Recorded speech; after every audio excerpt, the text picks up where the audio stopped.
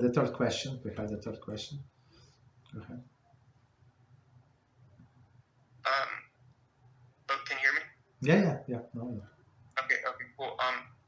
So I heard before, I think it was from Rabbi Reuben, that like basically if someone's parents call him, he has to pick up. So like if say for whatever reason, obviously he has to pick up, but like say for whatever reason he missed the call, does he? Could you please repeat the question because the recording stopped? Go ahead one more time. Sorry. Okay.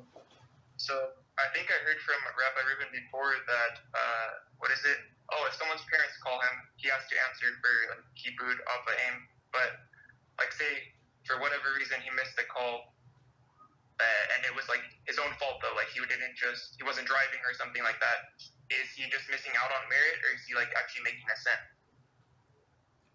I don't think it is a sin. I mean, if you never call back your parents, so that's the issue. But everybody understand that people are busy. Sometimes you send a blessing, right? So if you're in the middle of Birchas Hamazon, just to remind us, Halachah in many aspects treats Birchas Hamazon exactly as a Shmona Esrei. So you're not allowed to interrupt Shmona Esrei. You're not allowed to interrupt Birchas Hamazon.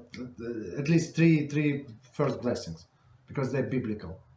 Understand? So in this case, you will not be allowed to answer the call in the middle of Birchas Hamazon. You're not allowed to answer the call in the middle of the Shmona Esrei. So I mean, I know some people, they go everywhere with the phone and they like crazy. But normal people, sometimes they go like to the bathroom without phone. Other things like do without phone. So just because you did not answer does not mean that you don't respect your parents. You're going to call back, and it's understandable.